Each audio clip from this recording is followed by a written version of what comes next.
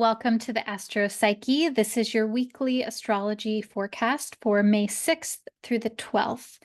And this week is about grounding your enlightened experiences with the new moon in Taurus and Mercury conjunct Chiron this week.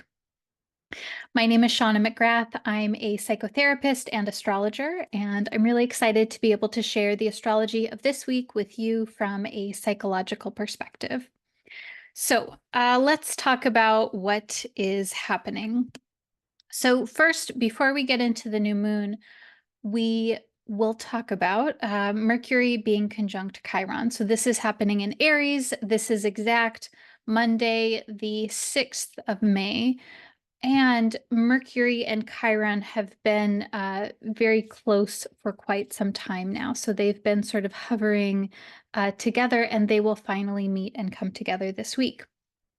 And so Mercury is a symbol of the mind, the logical part of the mind, how we make sense of things, how we think about things more analytically, how we explain things.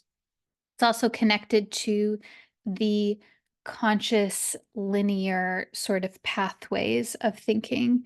And so whenever we have an aspect that involves Mercury, it's usually a theme around our thought process or communication, and or possibly having new ideas or concepts or realizations around things.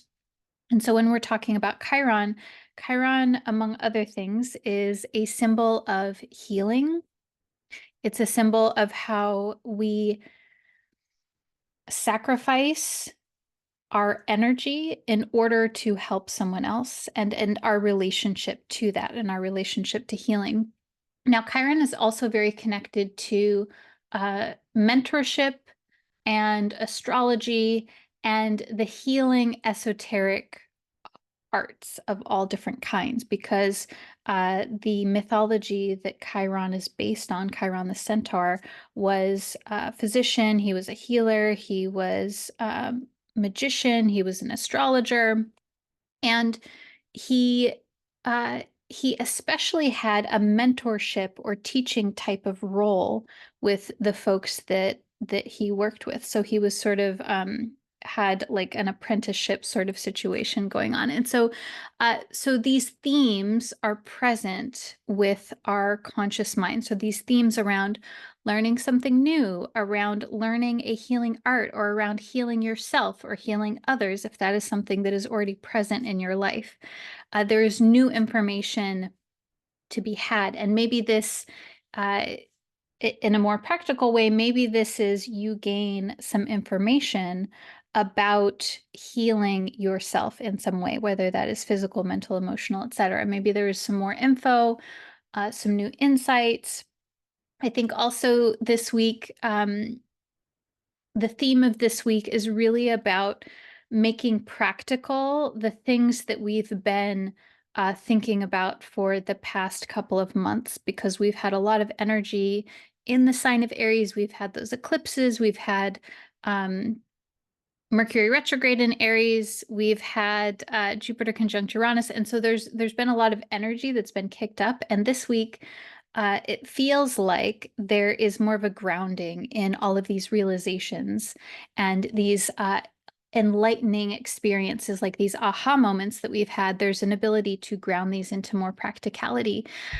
And so this may be more of an internal process for you, where there's a new awareness, or simply understanding something from a different perspective. It could also be connecting with a literal person or a resource that is helpful to you in some way. Again, especially around learning, teaching, or maybe healing in some sort of way. And what else did I want to say about that? Oh yeah, okay, so also the interesting thing about Chiron in the mythology is it wasn't that he mentored people in like, okay, you know, he teaches them medicine or astrology. It was very specific to each person that he worked with. And so a part of his role was drawing out and helping to refine the innate gifts that a person had already, and helping each person find their own personal path, their own gifts, their skills, and to further develop those. And so that might be something that comes up this week as well, around realizing your gifts, realizing your skills, realizing both the beauty and enjoyment, as well as maybe the challenges or prohibitions that are accompanied by that. And I'm saying that especially because, like in, for example, in a healing profession, there are certain things that that you may need to do to take care of yourself so that you can do that work. And so I think this is, yeah, maybe like a fuller understanding of what it is that you have as a craft to offer, whatever that may be. Okay, so the other part of what's happening this week is we have a new moon in the sign of Taurus. And so this kicks off an entirely brand new lunar cycle for a whole month. And it's kind of nice because the moon tends to do very well in Taurus. There's a natural ease when we have a new moon in Taurus. And we're also, again, sort of coming off of, like I've been talking about, coming off of all of this like very dynamic and wild kind of energy that has been in the astrology the last couple of months, where things have been maybe uncertain or change or confusion. And the new moon in Taurus marks a brand new period where there is more of a sense of digging into the practicality of things. Taurus is a fixed earth sign. And so this is like the most practical of the earth signs. It is the most solid and stable, and like really about developing something and following through on something. So there's this sort of stable, concrete sort of vibe to this particular new moon. So this new moon is exact on Tuesday, the 7th of May at 8:22 p.m. Pacific time. It's exact at 18 degrees of Taurus. And so the new moon is a period where there is the beginning of something, there's the initiation of something, there is the conception of something. So two things come together, and then there is a third thing that begins to emerge and begins to grow. So it's sort of this very quiet coming together, and then something new coming forward and continuing to develop over the next month, and even over the next 6 months. So we want to be thinking about this as new moon typically is more of an internal kind of inner reflective or introverted sort of energy. And so it's really great during this time, during this entire week, to notice what our internal experiences, what dreams we're having, yeah, like noticing what we notice and what calls our attention. The other piece of this is that this new moon is happening with some aspects to it. Okay, so it's at 18 degrees of Taurus, and we have several planets that are in Taurus that are flavoring this particular new moon. So Venus is here at 10 degrees of Taurus, so fairly close. And Venus is a symbol of relationships, beauty, aesthetics, sex, sexuality, finances, values, self-worth, all of these things. And so there may be an element of, and Venus is also connected to healing as well. So there might be an element here around any of those themes with this particular new moon. And I actually really like Venus's presence here, because Venus is in its rulership in the sign of Taurus. And that means that Venus can embody and express its nature more easily in the more stereotypical Venus kind of way. So there's more of a sense of ease and grace and flow. And so yeah, so this adds to kind of like the relational element to this particular new moon. I think that with Venus here, it can especially be themes also around looking at what we value, looking at what we prioritize, how we feel about ourselves, all of these Venusian sort of themes. Now, also, both Jupiter and Uranus are here fairly close to this new moon. So Jupiter is at 25 degrees Taurus, Uranus is at 22 degrees of Taurus. And so they're here very close to this moon, bringing a sense of optimism and expansion and wanting to like really get into the fullness of life, wanting to explore more, to discover more, to learn more. This is all Jupiter themes. And then Uranus, which is about change, surprise, being unconventional, doing something different, reinventing something that you've been doing consistently over a long period of time. And the way that I'm seeing this, because these two planets, Jupiter and Uranus, have been in this place for a little while. They had their exact conjunction a couple of weeks ago. And so I see this new moon as sort of like rooting in and deepening the themes that have possibly come up around being open to new possibilities, change, transition, any unexpected events that have happened, especially over the last couple of months, but I would say even the last 6 months or so, and sort of like a combination of making meaning and deciding what we want to do with the new info, with any changes that have happened. There's kind of like more of a sense of, I don't think clarity is quite the right word, because there has been a sense of clarity, but it's kind of more like you're like, oh, I see the next steps forward in what it is that I'm doing here. And this is because this is new moon energy, it's like you see the next steps, and then the more steps that you take, the more that the path sort of unfolds over the next month. So even it's kind of like one step at a time, but we're continuing to move forward in this process, where I think in the past couple of months, it's maybe been a little more theoretical. And this is going to be particularly so with issues that involve the house in your birth chart that is ruled by Taurus. So wherever your Taurus house is in your birth chart, that house is going to have particular symbolism to that. And then that's an area of life maybe where these themes have been very present. And so I think that's really something that's very helpful to look at with this particular new moon as well, is where is Taurus in your birth chart? Which house is that? What are the description words for that house? And then those description words, how do they connect into your life or not at this point in time? Like, where do you see those description words fitting in and embodying your experience again or not?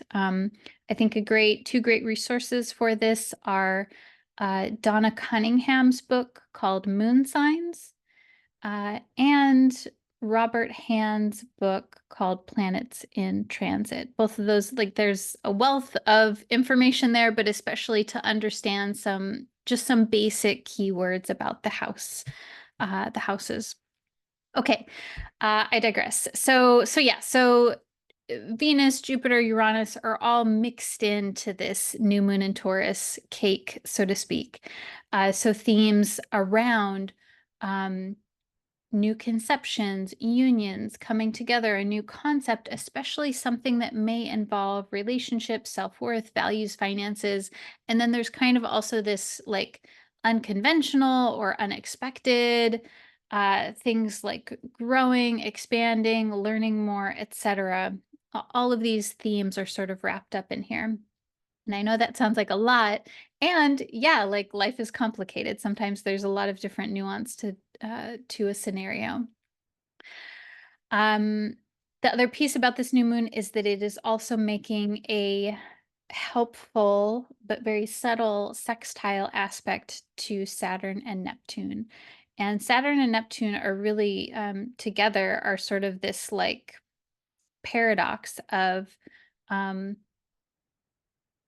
of limitation and practical reality and containment, Saturn, and then the the opposite, seemingly opposite of that, Neptune being um, the full potential and like open-ended possibility and having a sense for where something is going without being able to actually explain that. And then that sense actually leads you to something that is practical. So this aspect adds that additional layer of support of grounding something into reality. So these are some of the themes. Let's see, what else did I want to make sure that I tell you? Yeah, so themes, other topics around uh, grounding into developing insights that you've been thinking, that things that you've been thinking about, revelations that you've had are sort of fleshed out more fully. Any enlightening experiences that you've had, especially topics around healing becoming more tangible, more practical, more enacted. Themes around relationships, financial matters, themes especially around feminine issues or women or femme issues. I'm saying that because of the strong emphasis of Venus. Venus is with this new moon, and it's also the ruler of this new moon. Issues also around sexuality, attraction, value, self-esteem, and I think because of the Jupiter-Uranus there, and the new moon inherently involving the sun as well, also possibly themes around identity and social interactions, how we interact and how we maintain our sense of integrity and selfhood in social settings. And then, yeah, like really grounding these revelations that you've been having, no matter how uh, major or subtle, grounding them into your lived experience and developing them, and sort of like fleshing out, what does this mean for me? Moving from something that's more of like an idea into something that's practical and sort of like following the thread of an idea. Okay, so I'm going to pull a couple of cards for us. And yeah, I wonder how you're feeling. I wonder how this description of this week is sitting with you. I always love hearing from you. Uh, okay, so in whatever way works for you, finding a sense of uh, inner outer regulation, whether that is doing like a rhythmic movement or finding some stillness, focusing on something in your inner world, like like your breath, or something in your outer world, like a sound or a sensation. And maybe when you're here, there is a question or a scenario that arises in your consciousness.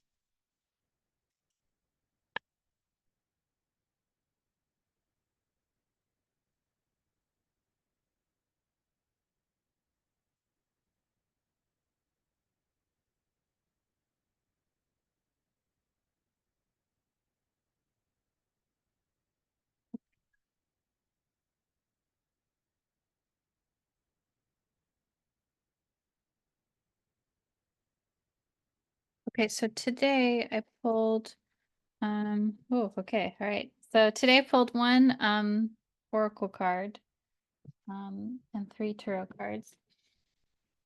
So the oracle card first has an image and a word. The word is context.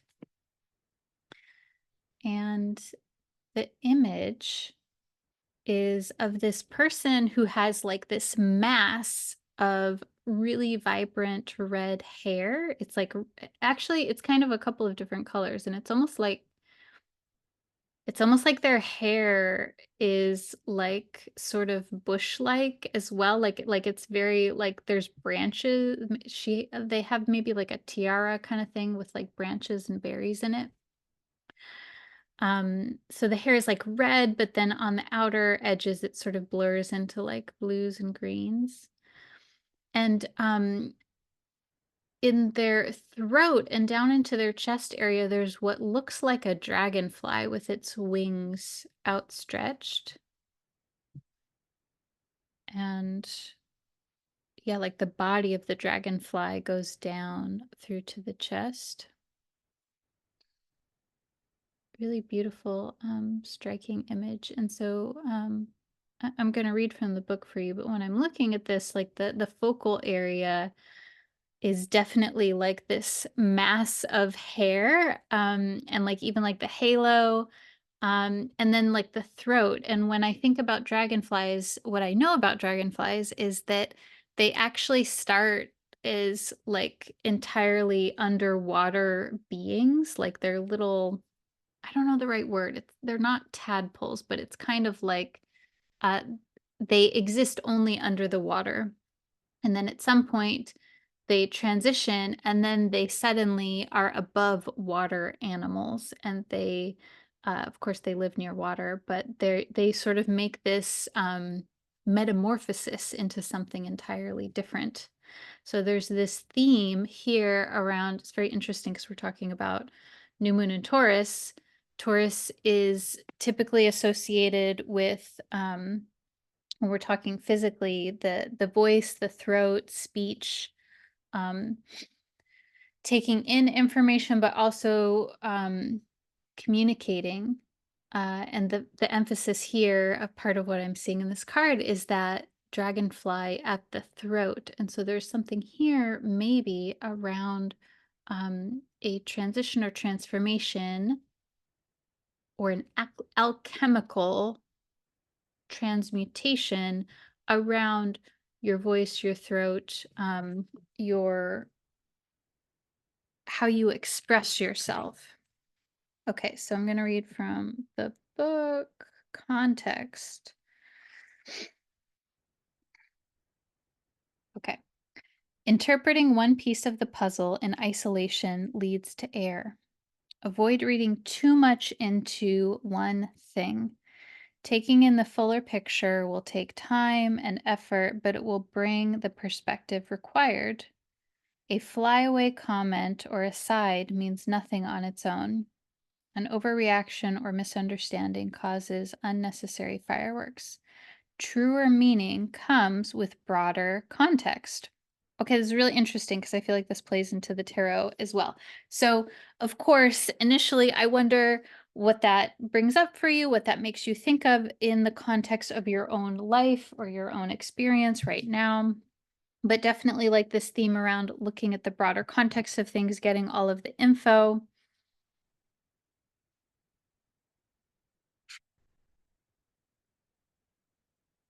First tarot card is the moon.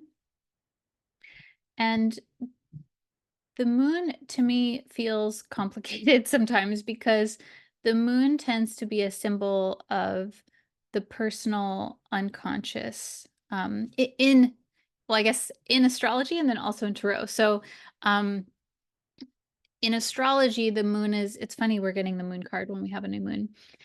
So in astrology, the moon is a symbol of our unconscious, our intuition, our emotions, but also kind of like that mind-body connection. So I think it's really interesting that in Indian astrology, they think of the moon plus Mercury as a symbol of the mind. And I think that that is because the moon is a symbol of like the emotional somatic connection to the mind. And so in astrology, the moon is a symbol, yes, of our emotions and our intuition, but also how that kind of gets played out in our behavior in an unconscious or somatic way, which I guess somatic is also unconscious. So in the tarot, typically the moon card is a symbol of something that we don't know. That can be things that are unconscious. And also, it's a symbol usually of fears or insecurities or things that, like, we're afraid of something and it kind of gets really big in our head. And it can sometimes be simply that an indicator that there is info that we are not privy to in a situation that we don't know, which is funny because the context card is like saying that it's it's important to get all of the info, to not take one particular thing in isolation at face value. It's important to look at the broader scope of things. And so I feel like this connects in with the moon card where there might be something that maybe possibly you're like really fixated on, or something that really freaks you out, or that's very activating for you. And so this first card is kind of like the main core topic. And so we want to just notice that there might be some anxiety or fear here, or there might be something that you don't know, or something you don't even know that you don't know. Um,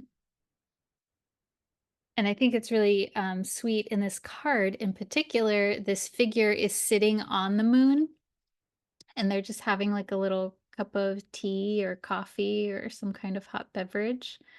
And they just look very chill. They have a little blanket.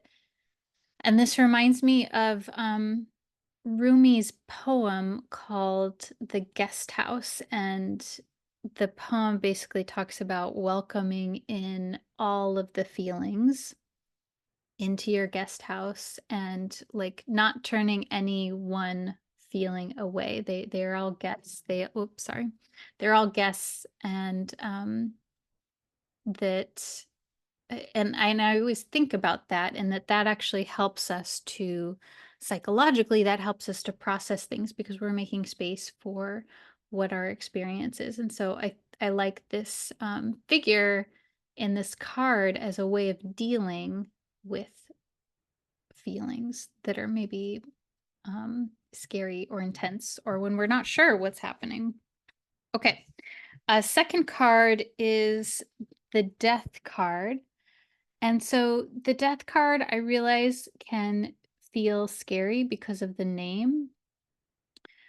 And the death card is really about transformation, transmutation. It's really a card of alchemy. It's about the death rebirth process. And um, when we have a psychological death and rebirth, that often is uncomfortable or kind of scary because there is something that is falling away, and that has us feeling a certain kind of way, like that is like kind of a little spooky or scary. And so there's something here around working with your fears or the unknown or your unconscious patterns, which we all have, and that brings a change, a transition, something that I think the death card also shows where it's a reminder that this is a part of the natural process of the psyche, that we are um, in different ways, in different phases, at different times, we are changing always. And that, uh, again, if we're looking at this psychologically, there's something here that is ready to change, to transition, to fall away. And I don't know what that is for you. That might be subtle, that might be dramatic. I think that a lot of these things, an internal experience can sometimes be very subtle, but it's very meaningful at the same time. And so um, I would encourage you to um, be gentle with yourself and to know that these things don't always have to be big, huge, dramatic things. Sometimes it's more of a subtle sort of energy. Okay. And then this last card is the Seven of Pentacles. And so the Seven of Pentacles is really about taking stock of things and like assessing where you're at and how you want to move forward. The Seven of Pentacles reminds me of the fixed modality of the Taurus new moon. Because the Seven of Pentacles is like, okay, I've accomplished some things, I've done some stuff, and how do I feel about it? Where do I want to head from here? It's kind of like I don't know if there's necessarily like a fork in the road kind of energy, but it's kind of like a pause and like looking. I think it's encouraging you to look at what you have done, but also to not just continue forward like aimlessly, that there's a an intentionality about it.